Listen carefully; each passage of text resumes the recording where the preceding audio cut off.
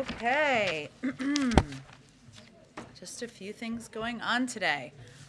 Okay, so we continue to make further progress on the President's Port Action Plan, which will lower the cost of goods for American families by strengthening supply chains and modernizing port operations. And today I wanted to highlight that the Department of Transportation awarded $12.6 million in grants to 9 marine highway projects across the country in Delaware, Hawaii, Indiana, Kentucky, Louisiana, North Carolina, New York, New Jersey, Tennessee, Texas, and Virginia. These investments through the America's Marine Highway Program will help us move more goods more quickly and more efficiently and help our agricultural exports get goods to market. The announcement follows the successful first step of the Port Action Plan, which provided the Port of Savannah $8 million to set up container yards in Georgia and North Carolina, freeing up dock space and speeding up the flow of goods in and out of the port.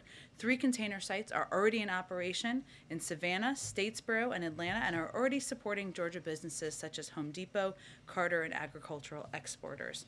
And one more piece of good news for shipping costs. New data today confirms the cost of shipping a container between Asia and the West Coast is more than 25% lower than it was 3 months ago. So about $6,000, I was not a math major, $6,000 lower than it was 3 months ago, as this chart shows you. And that's important for the American people to understand and know, because if the cost of shipping a container is less expensive, it means that more goods can be shipped, that there should be more on the shelves stocked, and that the cost of goods also will come down. We've seen that play out, but this is definitely a positive sign.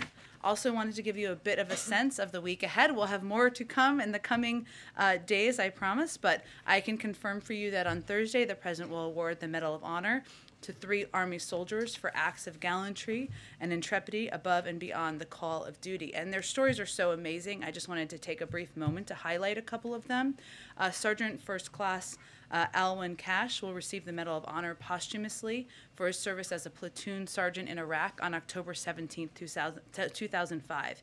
Cash was conducting a nighttime mounted patrol when the Bradley fighting vehicle he was in charge of was attacked by enemy small arms fire. An improvised explosive device disabled the vehicle, causing it to become engulfed in flames. After extracting himself, he set about extracting the driver and his peers trapped in the troop compartment. Despite the severe 2nd and 3rd degree burns covering the majority of his body, he repeatedly entered the burning building to retrieve his fellow soldiers. He selflessly refused evacuation until all of the other wounded soldiers were evacuated. His heroic actions at the cost of his life saved the lives of his teammates. Also being awarded a Medal of Honor is Sergeant First Class Christopher Solis, who will receive the Medal of Honor also posthumously for service as the leader of the Special Operations Unit in Afghanistan on July 12, 2018. Sergeant Solis led an operation to clear an area of enemy forces. When a large enemy force attacked, Sergeant First Class Solis voluntarily exposed himself to intense enemy fire multiple times to retrieve and employ a heavy weapon system, direct and lead a medical evacuation via helicopter, and act as a physical shield for his team, the aircraft and its crew. After being hit by enemy fire, he motioned to the aircraft to depart rather than remain to load him. His selfless actions saved the life of the evacuated partnered force member and almost certainly prevented further casualties. He died of the wounds he received in combat. And finally, Major Sergeant Earl Plumley will receive the Medal of Honor for his service as a weapons sergeant in Afghanistan on August 28, 2013.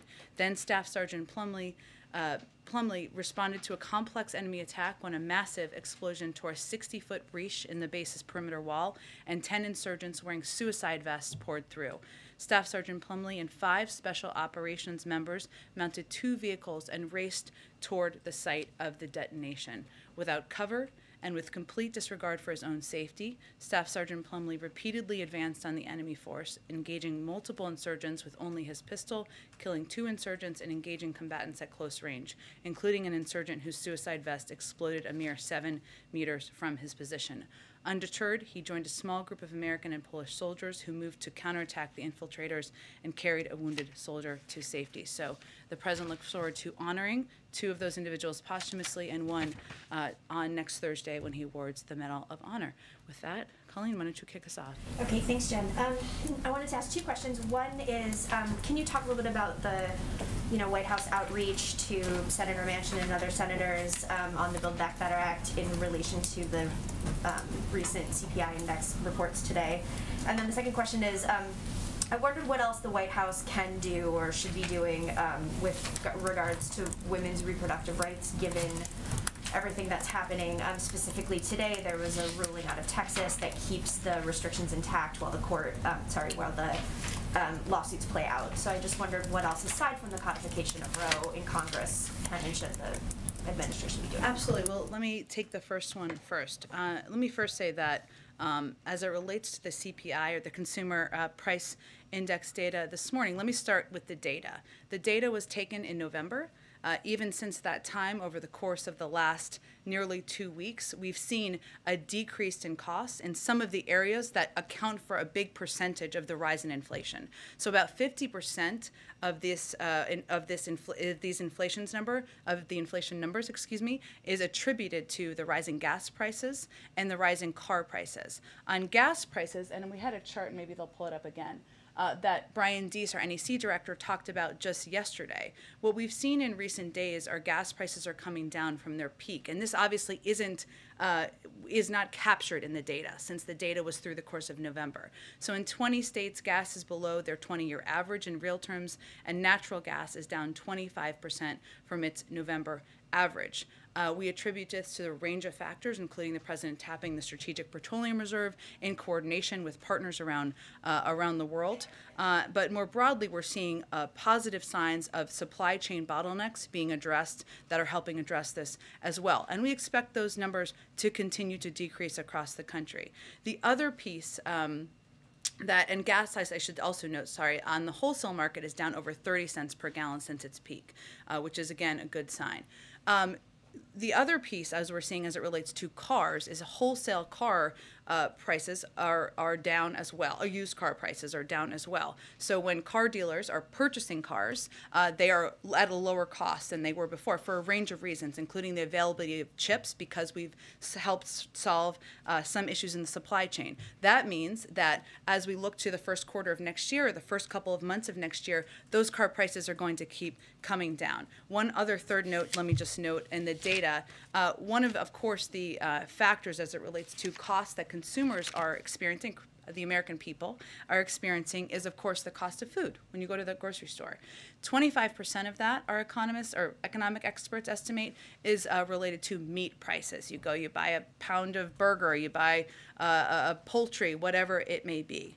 And our assessment here, and we've taken steps as it relates to our competition agenda, is that dominant corporations in these industries are taking advantage of their market power to raise prices while increasing their own profit margins. Meat prices are a very good example of that, something we're working to crack down on. And just to give you a sense, gross profit margins for big meat processors are up 50%, and net margins are up over 300%. That should not be the case. That is not all attributed to supply chain issues, et cetera. So I just wanted to dig into some of the data things there first, but I will note as it relates to how we have these conversations now with this data out, our argument is that this makes passing Build Back Better even more imperative, even more important, because what Build Back Better will do is it will start cutting costs early next year, including for childcare costs, cutting them in half in 2022, making preschool free for many families starting in 2022, saving families the $8,600 a typical family currently spends on preschool, leading to the construction of additional housing units starting in 2022. These are all areas, the way people, and the president just talked about this too, experience inflation, as you all know, is not through the data or graphs, as much as we love graphs in here, but it's about the costs on their family budgets. And so that's why in our view, and the president's view, the argument is even stronger to get it done now. the last thing I would note on this, and then I'll get to the other question you had, is that the president just noted, and I don't know if you saw, that he would be speaking with Senator Manchin early next week. Obviously, we're in touch at a staff level, but I will leave it, of course, to Senator Manchin to speak to that further. As it relates to the question about the Supreme Court ruling this morning, one, the president has obviously been at former Senator Dole's funeral for the majority of the day, but we will be issuing a statement in his name. We naturally wanted him to see and review and edit first, so you will all be getting that shortly. But let me just note that the president is very concerned by the Supreme Court's decision allowing SB 8 to remain in effect, given the consequences the law has for women in Texas and around the country and for the rule of law. I know you noted this, but I would just like to reiterate that the president is deeply committed to the constitutional right recognized in Roe v. Wade, and he has argued and advocated in the past for codifying Roe through passing the Women's Health Protection Act. And the ruling this morning is a reminder of how much these rights are at risk. And how women across the country who have now, in Texas especially, it's been 101 days since this was put in place, 101 days, where their health, their access to what has been law of the land for many decades now has been questioned and put and challenged. And so this is just a reiteration of how much, a reinforcement, I should say, of how important it is to codify Roe and move forward with the Women's Health Protection Act. And he's certainly hopeful that they will move forward with that. It's already passed the House, so in the Senate. I would note in terms of additional administration actions, HHS announced a department-wide response to protect patients and providers in response to Texas Law SB 8. These actions include, and they will continue to be built upon in coordination with the Gender Policy Council here, issuing Title 10 grant support for health service providers, with Title 10 grantees receiving significant funding to support expansion of family planning services, as well as plan to expand access to emergency contraception and family planning services to any eligible applicant. These are steps that have already been underway, but we will continue to explore what more can be done. All right, go ahead, Jeff. Jen, what are the next steps in the U.S. process to extradite Julian Assange after the latest UK court decision? Well, this is really a case it's an ongoing criminal case, so I'd refer you to the Department of Justice and their statement. The president is committed to an independent Department of Justice, and so we'd really let them speak to any next steps. And on another topic, Russia spelled out some specific demands for NATO today, including that NATO should rescind its promises that Ukraine and Georgia may eventually join the alliance, and that NATO not deploy weapons in countries that border Russia. What's the U.S. response to that? Have you seen those, and can you give us an update on when that meeting between the other NATO countries, the U.S. and Russia, will take place? Well, this list, which we have certainly seen, but should not come as a surprise. It's the same list of demands that the Russians have been advocating for and voicing for several months, if not years. And that is their prerogative to have their views and demands. We have our own. And we have our own concerns about security circumstances around the world, including, of course, on the border of Russia and Ukraine. Russia can raise their concerns. We can raise ours. Europeans can raise their concerns. That's the whole point of having a dialogue and a discussion. While I don't have an update on what format that may take, which I think is the second part of your question, it's important to note that there have been formats for conversations about European security with Russia for 70 years, approximately. And many of those are formats that could work, and we are open to being the format moving forward. I would note also that even as we're determining what that looks like, we have been engaged on a daily basis with all of the players here, our European partners, at a range of levels. Obviously, you saw the president have the call with the B9 leaders yesterday, as well as the Ukrainians, but we are in touch through senior officials at the State Department, in the White House, and we will continue to be. But I don't have any update at this point on the format. Go ahead. Thanks, Jen. The president said just a few moments ago that he thought that inflation may be at its peak right now. Is that the determination of your economic team when they analyze kind of the state of play in the market right now, or where is he kind of what's he basing it on? Well, I think if the president were standing here, I know he's always invited, which may be the next thing someone says, but which is okay. You're invited if you're listening. Would be that we, of course, defer to the Federal Reserve and their assessments that they make as they make predictions about inflation. They are predicting, as outside economists are, that inflation will come down next year. So we would really defer to them, as would the president. I think I have not obviously had a chance to speak to him post his comments because it was just shortly not so long ago, but I think what he is in his mind, as he went on to articulate, is what we're doing to lower costs for the American people. And that's how he sees it, is, of course, inflation is a term we use here. We use it at the Federal Reserve, a very important economic term. The way the American people experience this at home is costs and what things cost, whether it is the cost of gas or natural gas, heating your home or putting gas in your car. We're seeing those prices come down, or whether it is buying a car, again, we're projecting those prices will come down. We're obviously working to bring the cost of food down. So we are seeing those move in a good trajectory and in a good direction, and I think that's how he was articulating it. And then you guys have been consistent on your argument as it relates to Build Back Better and inflation now for weeks, if not months. Senator Manchin has been consistent in his position for weeks and not months. Obviously, something is going to need to change in that dynamic on the senator's side of things for him, I presume, to support Build Back Better. What changes in your argument that resonates with the senator, given his long-held positions here on inflation? Well, we will certainly let the senator speak for himself. He will, of course, be speaking with the president, as the president alluded to early next week, and I would expect the president will convey much of what we've conveyed publicly, that while we've seen costs increase in some areas, and we've seen them move in a good direction in some areas as well, what we need to do now is think about what we're going to do about rising costs. What is our plan to address rising costs? You saw every single Republican in the House vote against Build Back Better. What were they voting against? Yes, they were voting against the president's agenda. They were also voting against lowering costs. They were voting against lowering costs for childcare, lowering costs for elder care, lowering costs for health care. And I think the not argument, because he has a very good working relationship with Senator Manchin, but I think the case he will make is that this is exactly the time to pass this bill and move it forward so that we can lower costs for the American people on all of those topics, including insulin and areas that really force American families to pinch pennies. Go ahead. On that same point, though, just politically, do these numbers make it more challenging, you think, to pass Build Back Better, given the fact that opponents and even Manchin argue that pouring more money into the economy will only make things worse?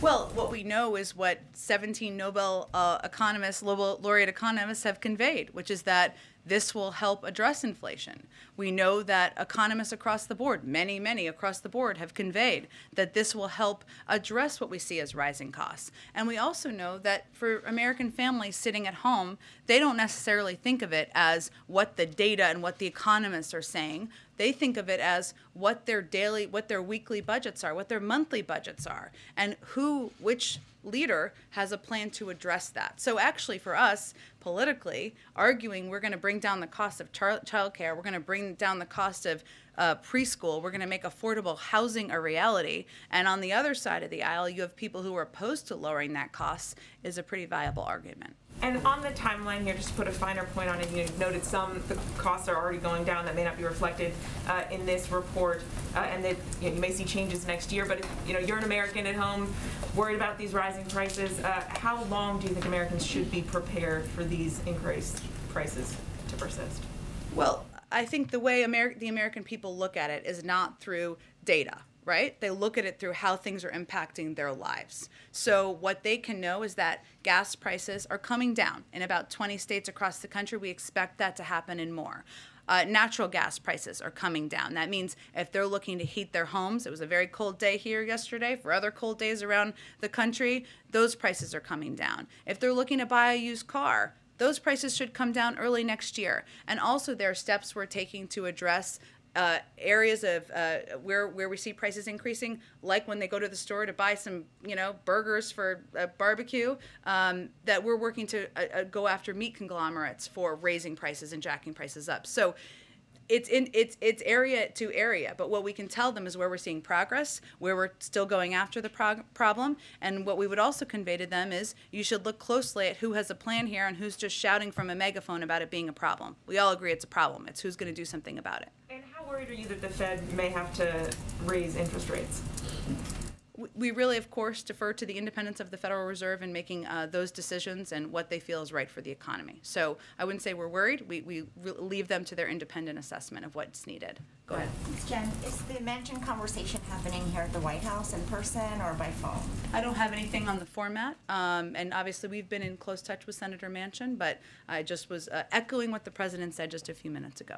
And then on Assange, the High Court issued its ruling in part because of assurances from the administration that Assange would not be kept under the harsh conditions that are typically reserved for high security prisoners. Can you talk about what assurances those were and where he might be held?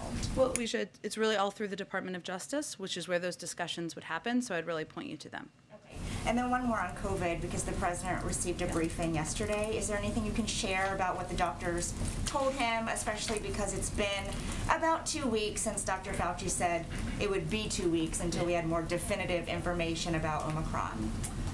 Well, he said it would be 2 weeks, a few weeks. Obviously, we want to wait until there's an assessment that the doctors feel comfortable and confident in providing to the American people. I don't have an update for you here today, but as soon as they have an assessment to make, they will make it. There's also a briefing this afternoon with the COVID team as well.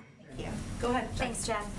Republicans are circulating a modified version of the CBO score for Build Back Better. In their version, it included extensions of programs without being paid for, which we understand is not how the president put forward this legislation. But the reason that they're saying they did that is because Lindsey Graham says if you believe these programs are going to go away after 1 or 2 years, you shouldn't have a driver's license. We all know child tax credits are not going to go away after a year. What does the White House say to that? Well, to quote of all people Norm Ornstein at the American Enterprise Institute, who put this quite well, quote, "You can't assume programs will be extended just because Lindsey Graham wants to assure that. An estimate based on what's not in the bill is bogus and fundamentally dishonest." I mean, this is not a CBO score. This is a fake CBO score. It's not about the existing bill anybody is debating or voting on. This is about proposing the extension of programs that has not been agreed to without the commitment of the president, which he's made repeatedly publicly, that he would never support extending these programs if they weren't paid for, period. That has been his commitment. That is his commitment. I would also note that there's a particular irony here that it shouldn't be lost on Senator Graham. Maybe it is lost on Senator Graham. I don't know. That the plan they proposed and passed into law, the 2017 tax cuts, were $2 trillion, which were not paid for in any way, shape, or form. That didn't seem to upset them at all. And I will say, and they can thank us in any way they would like for this, that what our projections and the projections of our economists predict is that for our plan, if as this plan continues in the second decade, it would actually reduce the deficit by $2 trillion. So we're actually covering their irresponsible tax cuts to corporations and net wealth individuals. They're very welcome for that. Thank you. And then on crime, the National Sheriff's Association alleged that they haven't seen the kinds of federal support to crack down on crime that we talked about here in the briefing room earlier this week. I already have lengthy statements from the White House and the DOJ detailing and countering some of the points that they made. But more broadly, if the feeling among communities and law enforcement groups is that things are getting worse and not better, and that they're not visibly enough seeing results from what the White House is doing, how can the White House project a stronger image that they're tough on crime and crack down on this? Well, Jackie, I would first say that we recognize, and let me just reiterate, that we agree that violent crime is a serious problem.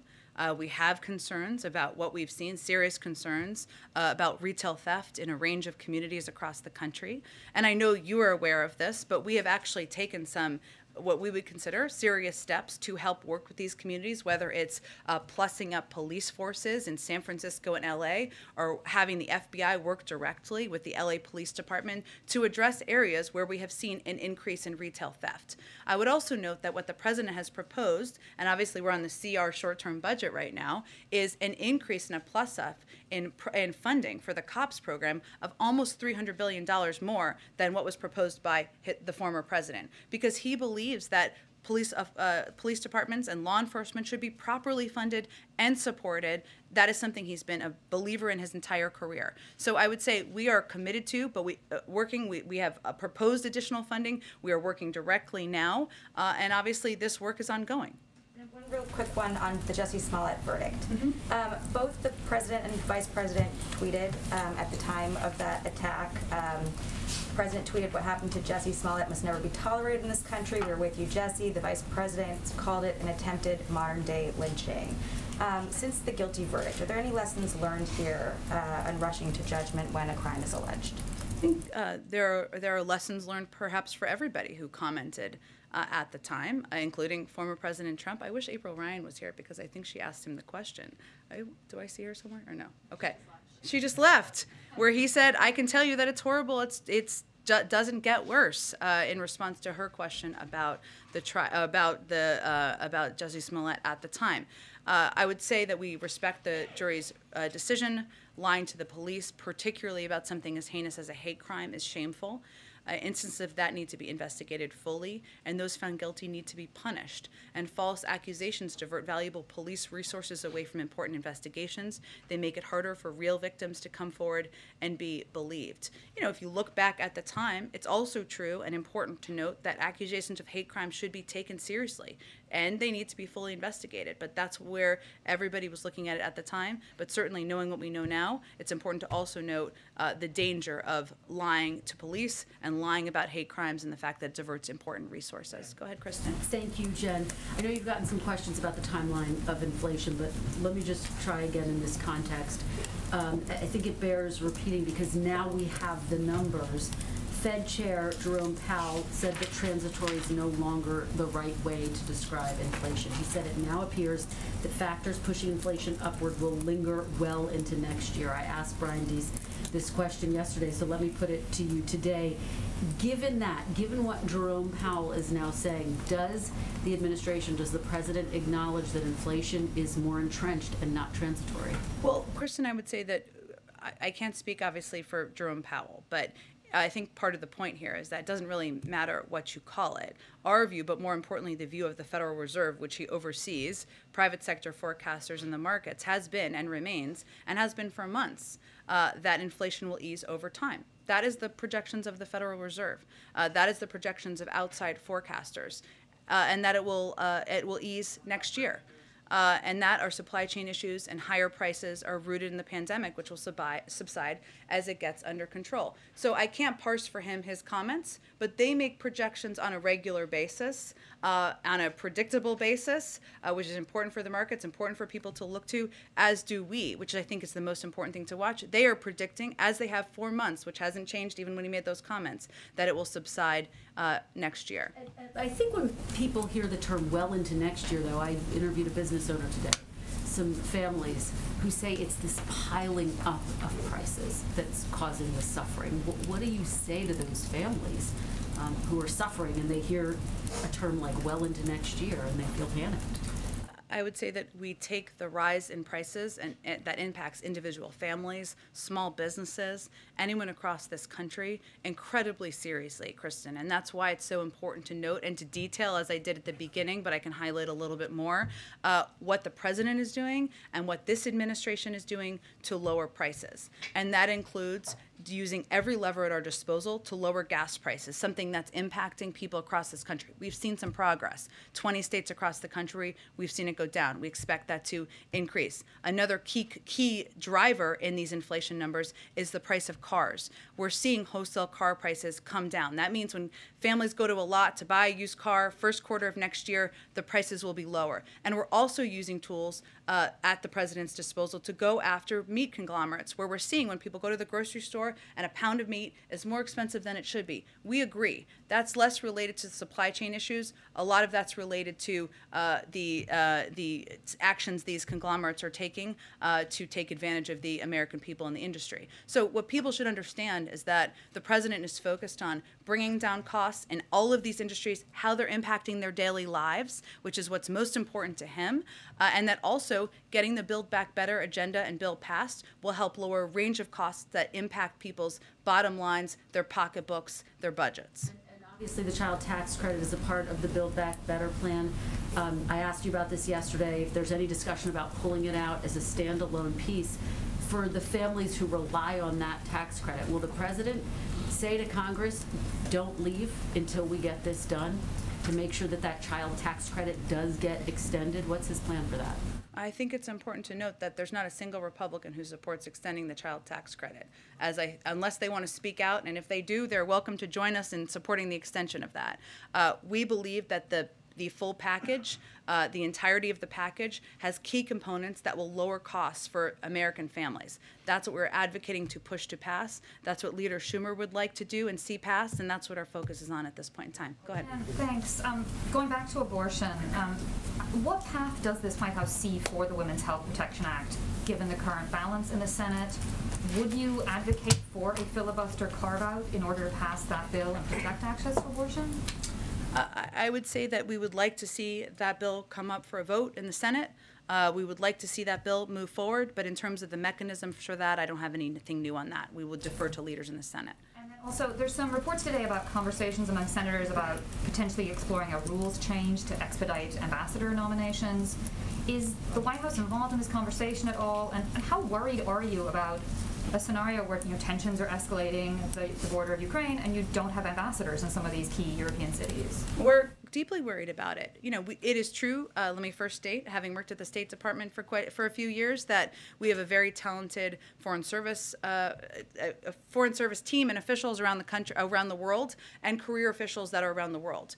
But it should be that if there are qualified, talented, experienced nominees who have been nominated by a president to serve in key positions around the world, they should move forward through the Senate. And what we're seeing now is that there is delay in process. A number of these nominees will end up with a majority of votes. Not everyone, but a vast majority of votes, Democrats and Republicans. Yet there's an insistence on hours and hours of debate that's slowing the process. And you're absolutely right. There are key countries in the world where we have not had ambassadors. The president has been in office for almost a year now, and they're still not confirmed. So it is an area of serious concern. In terms of the process piece, I'd have to check on that in our engagement. I'll talk to the legislative team about that. Go ahead. Jen, the CENTCOM commander did an interview this week in which he indicated that the 2,500 troops in Iraq might come under increased pressure from Iranian-backed militias that want the U.S. out of Iraq.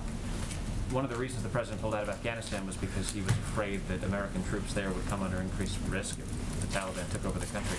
Can you explain why the U.S. presence in Iraq will remain if the president was so interested for that reason getting out of Afghanistan? I have to talk to our national security team about their specific view on this, and probably the Department of Defense and their team about it. I would say that Afghanistan was, of course, a war that we fought for 20 years, where we had troops on the ground who were fighting a war on behalf of the Afghans. They were unwilling to fight for themselves. I know it's tempting to compare different war zones. They're always a little different and have different circumstances, but I can check with them on this specific case. One other question. We understand the mother of Austin Tice, the journalist who's been captive in Syria for so long, was going to be meeting with the National Security Advisor. Do you have an update on that meeting, and does the U.S. government have hope that Austin Tice might soon be returned to his family? Well, I can confirm that Deborah Tice met with Jake Sullivan, our National Security Advisor, today. I would also note that she has been and her family have been in touch and have met a number of times with members of our national security team and been on phone calls, as we have been with all families of individuals who are held overseas. It's our standard practice not to share specific details about any potential meetings or specific cases out of respect for the families and to preserve confidentiality. Our team, of course, will remain in close contact, but I can't give you an assessment. Obviously, we're going to do everything we can to bring Austin Tice and any individual and any American who's being held overseas. Go ahead. Thanks, Jen. First, I just wanted to ask quickly, the Chinese firm Evergrande has slipped into default. You were asked about this a couple months ago and said that the U.S. was monitoring, but now that it's actually happened, I'm wondering sort of what the level of concern is and if the administration of the White House is undertaking any action in response. The vast majority of their business and, of course, market impact is in China, not in the United States, as I think you well know. Obviously, any potential impact would be monitored by the Department of Treasury. I have not heard any additional or new assessment on that, but, of course, they monitor not only domestic but also global markets. I just wanted to sort of diagram a sentence that you said earlier. Okay. It's a Friday. Give me a break. Well, I'll explain. Okay. You were talking about. I need a chalkboard or something. the CBO, the CBO report of the Sure. non-existent bill, and you, in explaining why you didn't think it was valid, said that the president would never support extending these programs if they weren't paid for, period. And the reason I'm asking this question is I envision a scenario where in like 2 or 3 years, I'm still sitting here, maybe you're not, but a wow, this is like a real harsh line of questioning. You might be done with us, but a Biden press secretary is sitting here and you're trying to extend some element of Build Back Better because, as we all know, the package is not going to move, or the elements of the package wouldn't all move together in we're just renewing Build Back Better. So I want to be extremely specific. Mm-hmm. If there's an element of Build Back Better that expires, the president will never support renewing that element unless it is fully paid for and deficit neutral.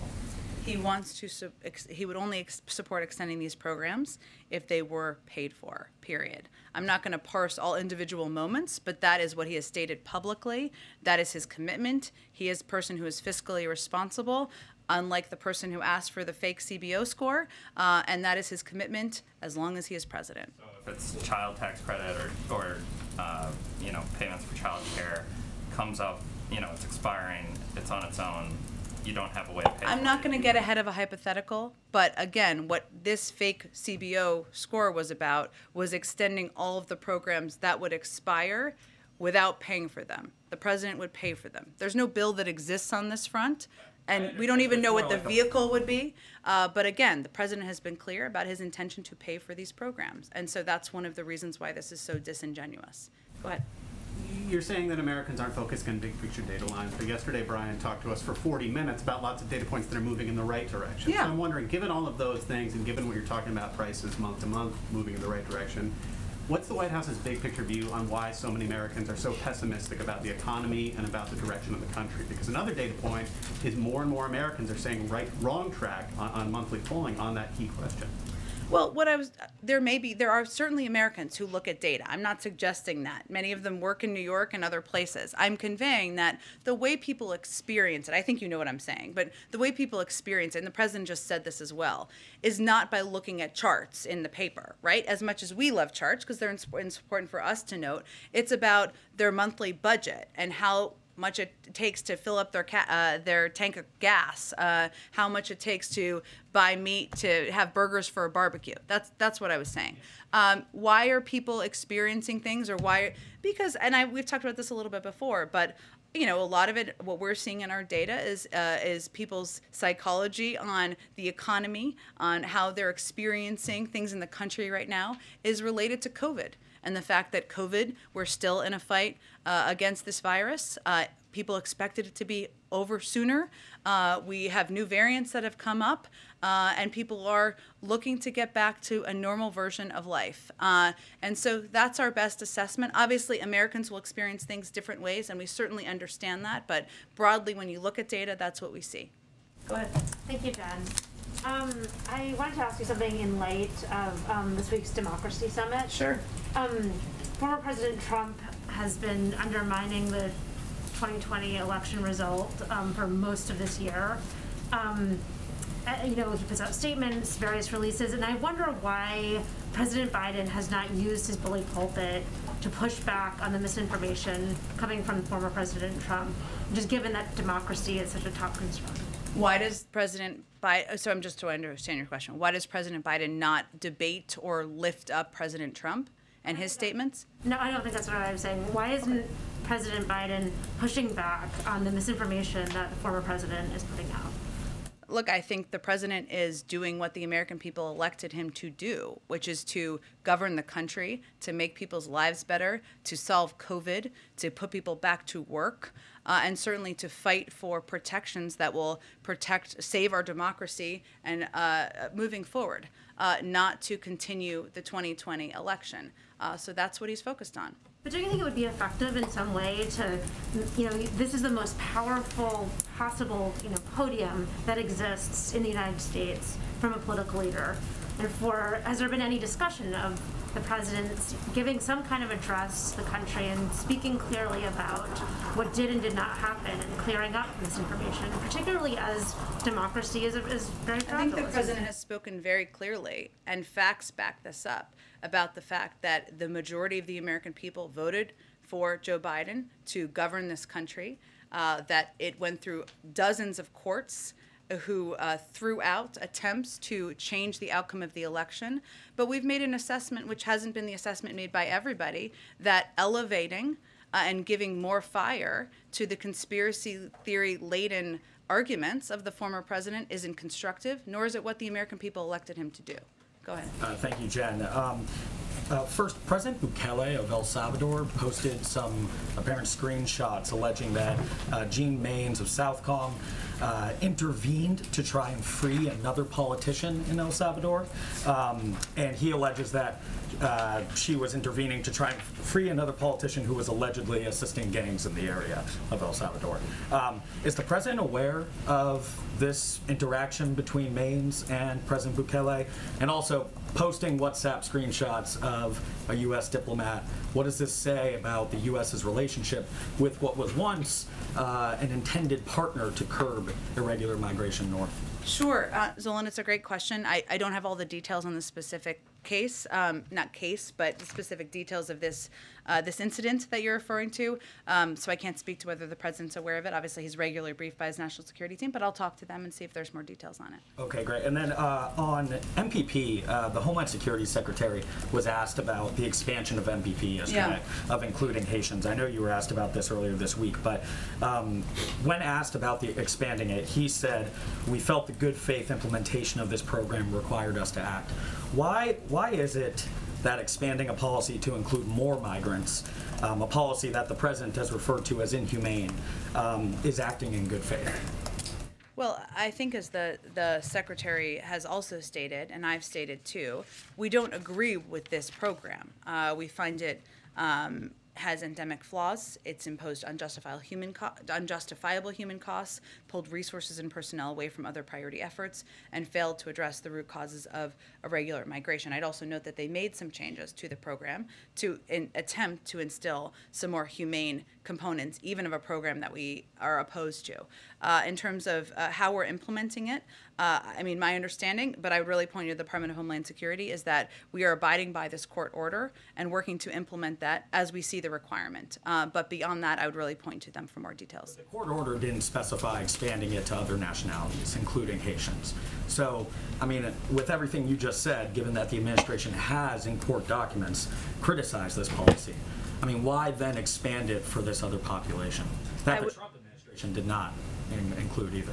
Well, I would say, first of all, the Trump administration allowed this program to continue, separated families and mothers from their children, and had an absolutely inhumane and horrific approach to immigration. So I don't think there's any point of comparison there. I will check and see if there's more details on this to share with you. The last one I have is just with this this tragedy involving a truck crash with more than 50 migrants that were killed. That's the initial reports. Just initial reports from people on the ground say that that truck was intending to come to the U.S. border, that those folks were trying to come to the U.S. Is the president, is the administration reaching out to Mexico, to partners in Central America this morning?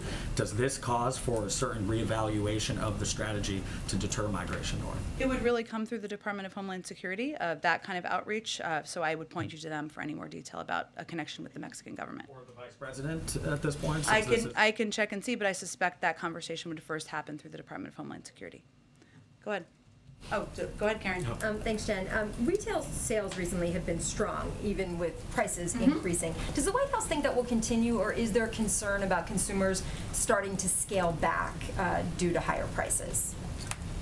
We have seen retail sales up. I mean, it is the holiday season right now, so without being an economist, I suspect that retail sales are often up around the holiday season as people are engaging in retail therapy or what have you this time of year. In terms of whether it will come down and be, I think I would assume you mean below what the typical trend would be. We haven't seen that to date, but I don't have any economic projections of what we expect on that front, or I have not heard an expectation from economic team that we expect them to come down. And on a different topic, Manuel Oliver lost his son in the Parkland, Florida high school shooting in 2018. He's been here in Washington this week. He spoke to us, ABC, and said he wants to meet with the president to talk about gun control in the wake of another school shooting. I know that he's met with the president in the past, and some White House officials in the past have spoken with him. But is there a plan for the president to meet with Mr. Oliver while he's here in Washington? And then I just have one quick one after that about this. Sure. Well, let me first say that we have been in touch with Mr. Oliver. Cedric Richmond has been in touch with him, and we've also offered a meeting with Cedric Richmond and members of our senior team. I don't have anything to preview in terms of a meeting with the president, but certainly he is somebody, as you noted, who the president has met with in the past. We certainly respect and honor, one, his loss, but also his activism as a follow-up to that on behalf of gun safety, but I don't have anything to predict at this point for a meeting with the president. I think you were asked this earlier this week, but just to circle back on that, has the president spoken with any of the families who lost a child in the Michigan school shooting last week? I don't have an update on that either at this point in time. Go ahead. So the Los Angeles School District has 85% of its eligible students vaccinated, 12 years and older and up, but they're pushing back the deadline for the rest of those students because tens of thousands were not going to meet that deadline. How does the White House view that experience? Is it viewed that this has been a successful use of a mandate on students? Is this a warning sign that not enough students are getting vaccinated? How would you characterize and look at that situation? I don't have any specific grade of their implementation. Obviously, school districts across the country are going to implement or not different requirements to keep their schools safe. What I would note is that that is a vast majority, that is a compliance with what the requirements are they put in place by a large population of the school community. And that is something they have made the decision will make their community and their school safer, make parents feel more comfortable and confident in sending their kids to school. That's ultimately a good thing, but different schools are going to implement it differently. I think the president's principle is ultimately that there should not be a cliff, that there should be efforts to find accommodation, to ensure there's counseling, that there's communication and education about the efficacy of vaccines or alternatives like testing, and that is certainly something that we've conveyed to entities across the country. One more question on schools. Obviously, the White House wants schools to be open and been encouraging schools to open. Yeah. Many schools are fully open. But inside schools, there are often very strict rules. For example, sometimes students are required to eat outside or eat distant from each other, not talk to each other while they're eating. Does the White House want to see those rules lifted as well to get back to a more normal school experience? Well, schools are taking steps, especially since we've only recently approved through the CDC and FDA vaccines for 5 to 11-year-olds. They're not approved for kids younger than that, to keep their kids safe and keep students safe. I will tell you, I have a 3-year-old who goes to school, sits outside for snacks and lunch, wears a mask inside, and it's no big deal to him. I'm not saying that's the case for everybody, but these are steps that schools are taking to keep kids safe. And I think the vast majority of parents appreciate that. Obviously, we want to get to a point where we're turning to a version of normalcy for everybody, right? Where you're not sending your kids backpack with 7 extra masks, right? Where you're not adding 2 hats so that they're warm outside for a snack. There's no question that's the case, but we also think the most important thing should be safety, the safety of kids, keeping kids in school, which the president is very focused on, and some of these steps, creative steps that schools have taken, have enabled that to be possible. Go ahead, Tina. Is the Biden administration considering extending that student loan payment pause? I know there's, if not, besides legislation that probably won't pass, what are some of the options that can help these people? You're talking about the student loan payment pass that expires in February, just for clarity. So in the coming weeks, we will release more details about our plans, and we'll engage directly with federal student loan borrowers to ensure they have the resources they need and are in the appropriate repayment plan. We're still assessing the impact of the Omicron variant, but a smooth transition back into repayment is a high priority for the administration. The Department of Education is already communicating with borrowers to help them to prepare for return to repayment on February 1st and has secured contract extensions with loan servicers. So we are preparing for a range of steps here. These steps have provided, I would just note, more than $12.5 billion in discharges to nearly 640,000 borrowers, plus tens of billions more saved by the 41 million borrowers who have benefited from the extended student loan payment pause. But it expires February 1st, so right now we're just making a range of preparations. Okay. And then on the Olympics, China earlier this week said when they learned of the diplomatic boycott that there might be some retaliation. Are there any counteractions that have been discussed within the administration? We would certainly let China speak for themselves. As we noted when we made this announcement, we felt, the president felt, that we could not proceed with business as usual and send a diplomatic delegation to the Olympics. But obviously, we work with China on issues where there is agreement, and we make clear where we have concerns. And that includes our strong concerns about human rights abuses, specifically in Xinjiang. Go ahead.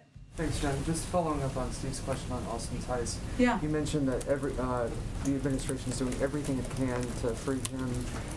Does everything include direct engagement with the Assad government in Syria? I'm not going to detail anything further. Our objective is, of course, bringing people home. And not just the Tice family, but other families of those who have been held captive have criticized the president that they haven't seen direct personal engagement on their family cases. Maybe you could explain what the president has done directly to help free some of these Americans abroad. I'm not going to detail the president's engagement because it's not advantageous to our objective of bringing people home. What I can tell you is that Austin Tice's mother and all of the families of Americans who are being held overseas have been in touch with our national security team, have been in touch with Jake Sullivan and other senior officials in a range of departments at the State Department and others multiple times, and we are absolutely committed to closely coordinating with them, to doing everything we can from here in the United States government to bring their loved ones home. Go ahead. Following on that UK court ruling on Assange, has the president ever given any consideration at all to a pardon?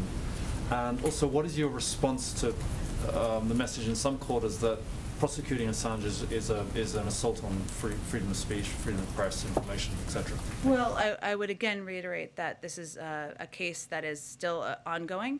It's really under the purview of the Department of Justice. They've put out a statement. I'd point you to that for any further comment. I would say, broadly speaking, outside of this case, that the president has been an advocate for freedom of speech, freedom of press. He's holding a 2-day democracy summit that's wrapping up today. The freedom of media and press is a central component of that. He announced an additional tranche of funding to ensure we're advocating for that. And he is somebody who's going to continue to advocate that domestically and internationally through the course of his presidency. Go ahead, Nadia. Thank you, Jen. You said you're expecting the price of oil to go down soon. What do you base that on, and will the president reach out to the OPEC Plus producer countries again? And I have another. Well, we've already seen the price go down some, so I was basing it on what we've seen in the data in the oil markets. And yesterday you talked elaborately about possible sanctions, economic sanctions on Iraq, on Iran. And you said that you will send delegations perhaps to the UAE and talk to your allies like Japan or South Korea and the rest. 2 questions. Number one is, are you going back to the maximum pressure campaign that the previous administration used to convince Iran to come back to the negotiation? And second, what kind of leverage do you have on China to stop importing Iranian oil? Well, I would say first, we're not using the last administration approach as a model. They pulled out of the Iran nuclear deal, which meant that they've been able to proceed and progress in their nuclear program without visibility from the United States or the global community in a way that it leads to a reduction in everyone's security and is ultimately has enormously negative impacts globally.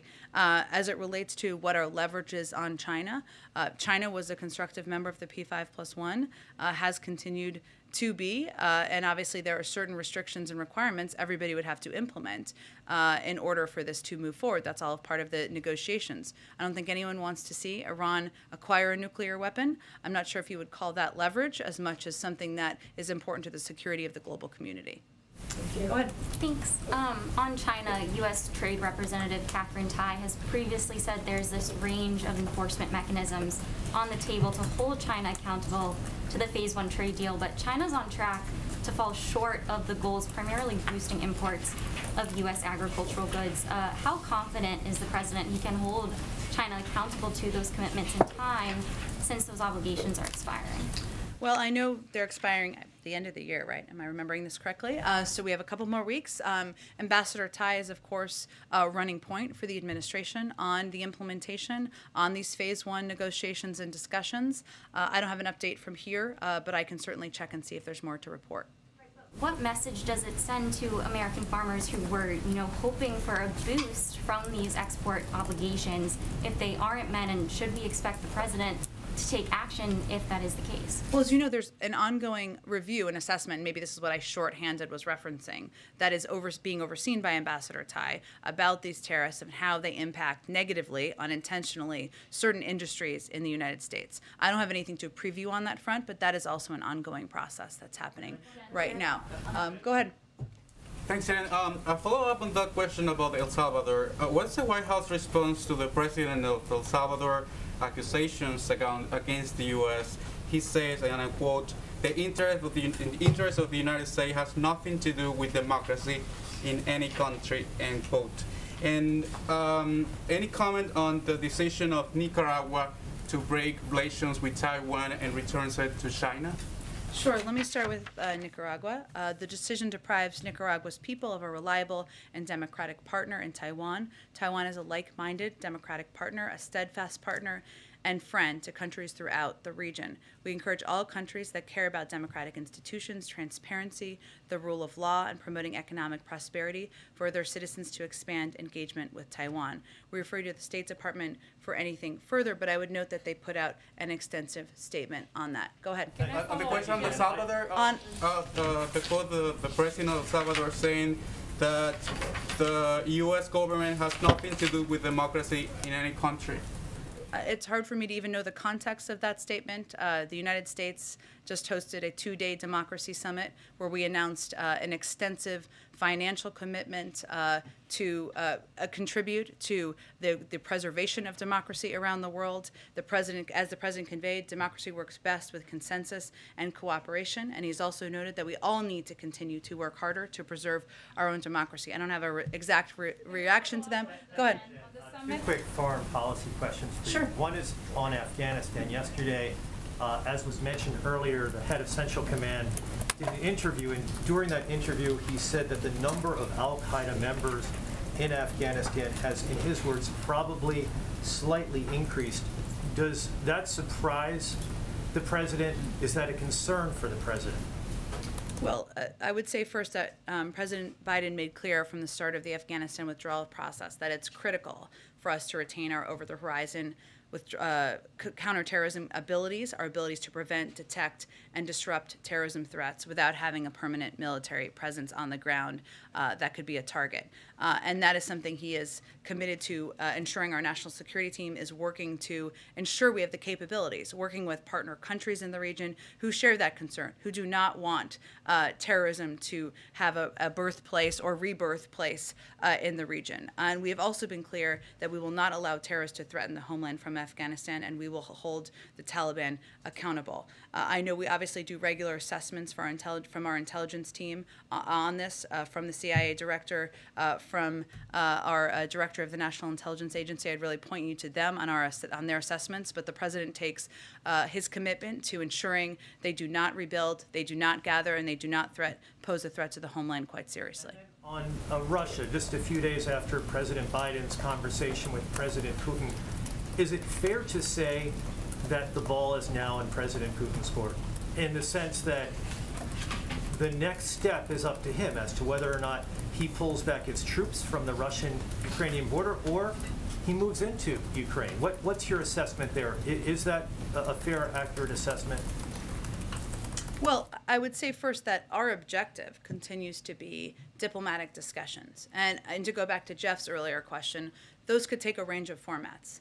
There's decades of precedent on this, and a lot of formats that exist where those could continue, and that is really our objective and our focus. Those would not, of course, involve just the Russians. Our overarching approach here is that we're not going to have conversations without the key players involved, whether that is conversations about Ukraine without Ukraine or conversations about NATO without NATO. Those are our principles. So that's really what our focus is on at this point. Obviously, all of this effort, diplomatic effort to date, coordination with our European partners, the president's very direct conversation with President Putin was meant to convey very clearly that if he were to choose to invade, there would be severe and significant economic consequences. Obviously, he is the one who has control over the military troops of Russia, not other countries. But certainly our effort and our focus is to have those diplomatic discussions and have the ball move forward through that channel. I think I'm going to have to wrap it up here in just a moment.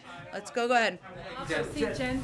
I have two quick follow-ups. Sure. The first is, you've been consistent on this, and so has the president, about your support for codifying Roe v. Wade. Yeah. What's more, Speaker Pelosi and Majority Leader Schumer have also voiced their support.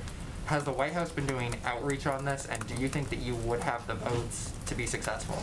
I can't give an assessment of the vote count at this point. What I will tell you is that we have been engaged with leaders on Capitol Hill, many of whom have been quite outspoken about their concern and the need to move forward with the Women's Health Protection Act. Today, in light of the fact that women in Texas have been, for 101 days, they've had their basic access to women's health care, to their fundamental right that's been the law of the land for decades, be put into question and at risk. In terms of what our engagement will be, we will continue to be engaged. And the ruling this morning reinforces that there is more work to be done, reinforces that need to engage on Capitol Hill and with localities around the country. Moments ago, you were pretty definitive when you said that President Biden would only support extending these programs if they were paid for, period. Does that necessarily mean that sometime in the future, President Biden would be prepared to raise taxes? Well, I think President Biden's been pretty clear about his protection of keeping taxes low for the middle class and lowering them. But we don't have any hypothetical bill we're talking about here. I think you've seen him convey that pretty clearly, and all of the bills he's supported have been consistent.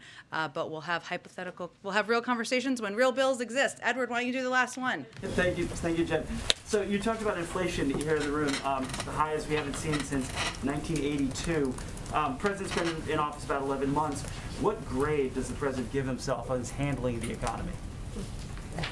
I think every president I've ever worked for, I've only worked for two, but they try not to grade themselves. But I will tell you, but what the president is proud of working on with Congress, with governors, with leaders across the country, is his effort to lower prices for people across the country, whether it's the steps he took to lower the price of gas, whether it's the steps he took from the beginning to address bottlenecks in the supply chain that we're seeing play out now positively in terms of improvements, or whether it's his effort, his proposal to introduce Build Back Better, which will cut costs for people across the country.